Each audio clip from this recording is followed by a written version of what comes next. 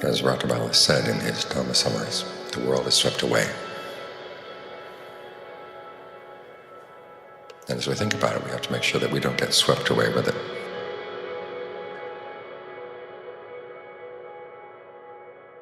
The problem, of course, is that last of the Dharma summaries, the world is a slave to craving. In other words, we're slaves to craving, which is why we keep going back to these things that get swept away, swept away.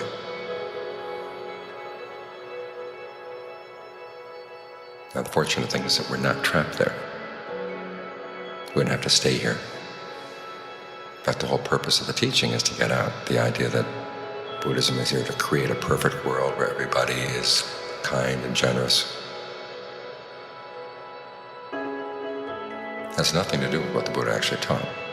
In fact, the whole idea of a secular Buddhism, where our emphasis is on living the good life here in this world, it's an oxymoron. The Buddha was aiming at something that was above the world. Lokuttara. The word we translate as transcendent actually means above the world. You've got to make your mind above the world. Because otherwise you get crushed. Think of all those mountains moving in. And if we're just physical bodies, the mind just an epiphenomenon of physical processes, it'd be pretty miserable. The mountains would come in, they'd crush us, and that'd be the end. But remember King Vasanthi's reaction to the Buddha's image. The Buddha said, if someone were to tell you the mountains were moving in from 4 directions, crushing everything in the path, reflecting on how hard it is to get a human rebirth, what would you do? The king would say, well, what else could I do but calm my mind and practice the Dharma? Otherwise, you don't let your goodness die. Because remember the Buddha's analysis of what a world is. That's your 6 senses. And samsara is not a place. It's an activity. Otherwise, it's made up out of your actions. That's where the danger lies, but that's also where the promise lies. Because if we were just physical beings, there's no way you could use the processes of the physical world to get out of the physical world. But because the world is made of our actions, you can use the processes of actions to get out of this web of actions that we've woven for ourselves. This is where the fact of the complexity of karma actually works to our advantage. It does have a disadvantage in that often we're very confused as to what is going to be helpful. Something looks good and looks okay, and we do it, and then we find out quite a while later that it's not good at all. But we have the Buddha, we have the Dharma, to give us some basic instructions as to what's skillful and what's not, and also teaching us how to develop the qualities of mind where we can see these things for ourselves. That's when we begin to realize that you can use your actions to take apart this web of actions. As the Buddha said, the Eightfold Path is the path of actions to the end of action. It's the fabricated path to the unfabricated. And so like King Vasantha, you focus in on your actions right now. As things get swept away in the world, you want to make sure that you focus on what is really important, what you really are responsible for, which is what you're doing right now, what you're saying, what you're thinking. And the skills you can develop as you do this. Because those skills will hold you in good stead. In some cases, they'll actually make all the difference in this present world. Think of the case of the Shackleton expedition. Their ship had been crushed by the ice. There's nobody there to help them. It was just them. They had to haul their small boats across the ice, and then it got slushy and difficult. But they kept at it. And everyone in the team knew what he had to do, and he just did it. In fact, most of them thought they were not going to survive. But they knew that at the very least what they would do in the present moment would make a difference. Make good has the possibility of making a difference. So they stick with that. They kept doing what they had to do. What they'd been trained, disciplined in doing. And that made all the difference. They were able to get out, nobody died.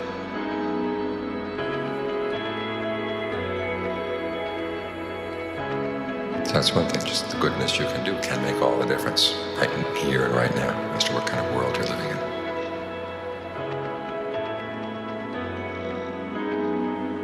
Now, in case your past karma is not good, things get really bad, and you die. Remember, you're developing skills right now that will hold you in good stead. All the qualities of the 7 treasures are things you can develop and they can take with you. There's another story about people being swept away. There's a group of Eskimos that Barry Lopez talks about in Arctic Dreams.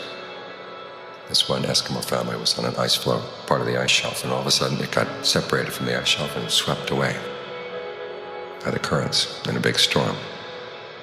And they didn't come back, and everybody else in the Eskimo village assumed that they had all died.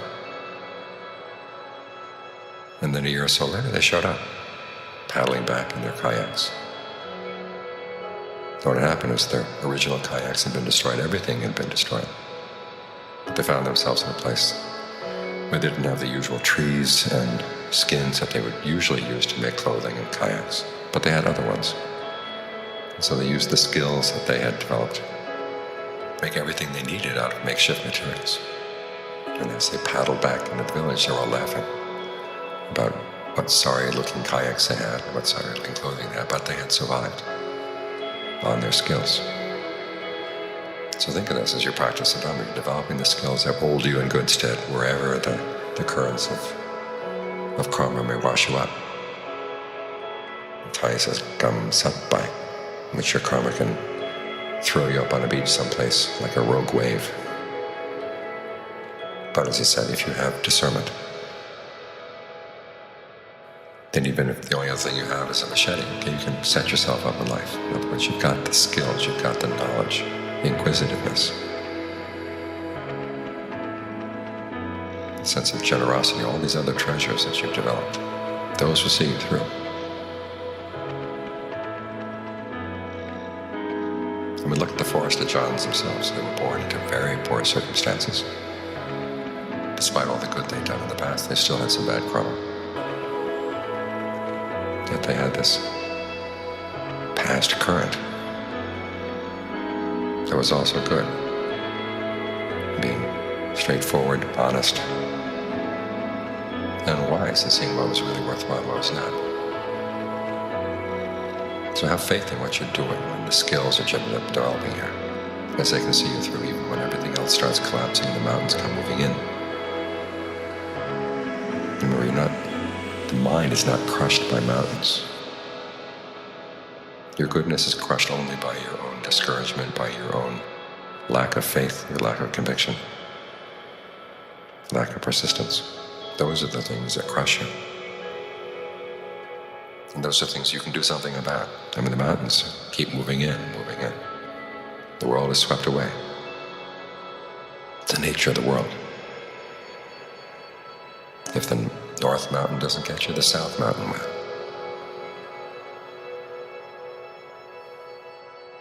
But they get just your body. So focus on your mind. That's your important refuge. All the skills you develop as you practice, those are your refuge. Those don't get swept away.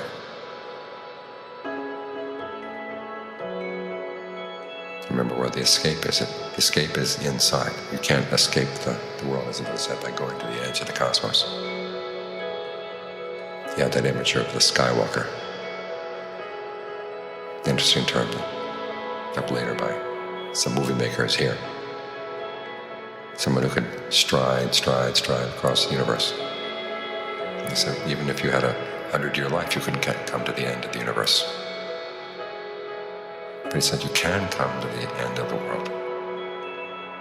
Inside. There's a spot in the mind, there's a dimension in the mind, he says, where the world has no footing. That's the end of the world. It's here inside you. And some people say that your quest for finding that end of the world is selfish. You should be out there trying to keep the mountains away for a little bit. But you have to remember that to find that spot inside, generosity is one of those treasures. We don't leave the world by trashing it. We develop generosity, we develop virtue, all the things that make human life good. But we do it in such a way that gets us out, because it can take us to something better.